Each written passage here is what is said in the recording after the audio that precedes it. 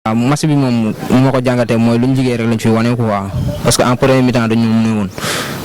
après mais deuxième mi-temps bu ñu ñëwee ñu pompé si kaw gaay ak yooyu xam nga luñ liggéey rek di remercier suñ coach yi quoi parce que liggéey bi tamit gis nañ ko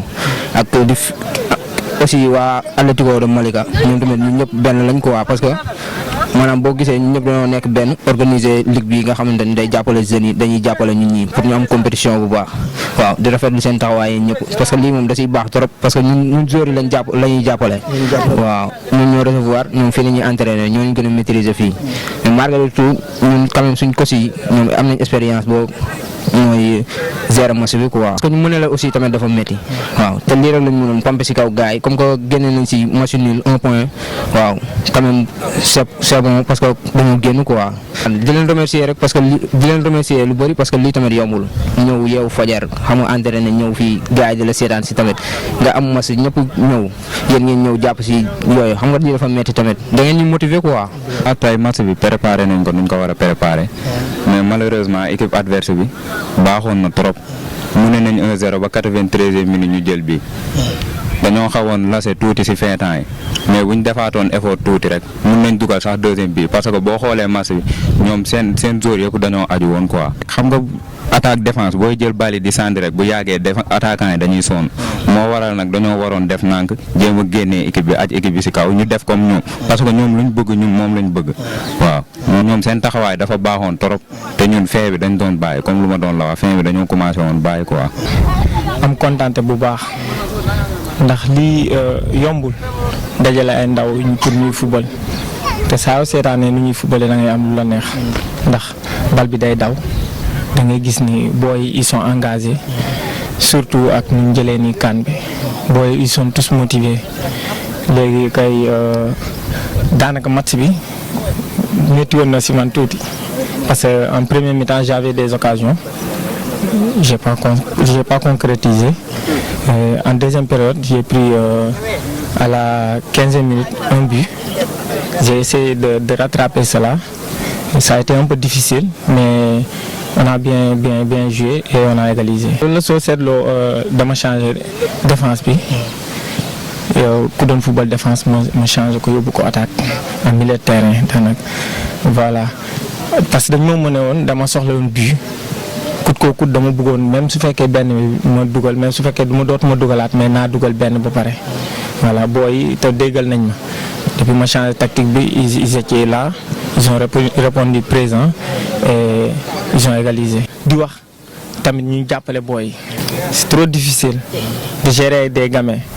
nga yor depuis U13 ba académicien gars yi nañ ñu teg loxo bu baax même su fekkee championnat yi mënuñ petite catégorie mënuñ ko suivre de près mais nañ ñu jàppale ñu créer ay championnat yoo xamante ni booy dinañ mën a jouer ay match aller-retour de 10 matchs aller-retour ça fait 20 même su fekkee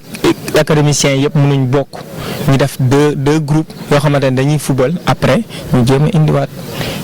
ñu en tout cas ñu ñuy créer dara daal voilà. xam nga championnat la. te au début waxoon naa ko booy ne leen championnat on va jouer match par match tey suñu premier match la woon te xam nañu compétition toujours match ouverture day bëri pression day bëri tension donc booy peut-être dañuy ñëw ak pression à un moment donné yàlla def na ñu dugal 1-0 peut-être nag li doon gérer match bi moo ñu dese woon parce que après dañoo reculer def bloc bas di jouer suñu défense permettre adversaire bi di jouer suñu camp ñuy créer ay fautes yu créer mu bëri de sorte que à la fin on a craqué ñu encaissé. bi mooy premier match championnat bi yaakaar naa bi mooy ouverture bi ñu daje woon ak FC Tigre ñun ñu recevoir donc on a fait 1-1. mu ne leen 1-0 peut-être mënoon nañu rey match bi mais ñàkk concentration ak yàkkamti moo waral rey ñu woon match bi ñu permettre ñoom ñu siggi xippi ba mën a ñëw dugal suñu camp pour dire que c'est une très belle équipe et je le répète encore une fois une très belle équipe tey bu ñu xoolee match bi ak physionomie bi am na enjeu bal bi daw na les jeunes se sont donnés mais peut-être dama naan verdict match bi li la waroon doon 1-1 peut-être à l'avenir dinañ xam nañ la ñuy gérer ba bu ñu mënee bu ñu dugalaatul kenn duñu remonter. Donc déjà je me présente, je m'appelle Michael Texera, donc je suis le responsable du FC Tigre et en même temps le co-organisateur de la Ligue des Académies avec plusieurs clubs partenaires, d'ailleurs comme l'Atlético. Aujourd'hui je tiens à féliciter les deux clubs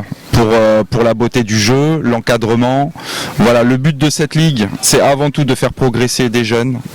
de forcer les jeunes à jouer dans un cadre formel, avec des arbitres, avec une feuille de match, avec une discipline. Voilà, je pense que ça va les guider et ça va les former dans le but de la progression du football. Mais aussi le plus important pour moi, c'est de voir les talents. Les talents sur les terrains de Malika, avec nos deux partenaires, que ce soit Atlético ou que ce soit l'Olympique. Aussi sur les terrains de Han, de Pikine et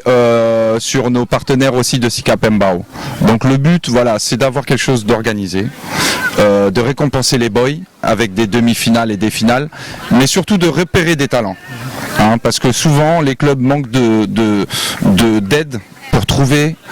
les recruteurs. Donc moi ma démarche c'est de voir les matchs et c'est de repérer les bons joueurs pour pouvoir leur donner une chance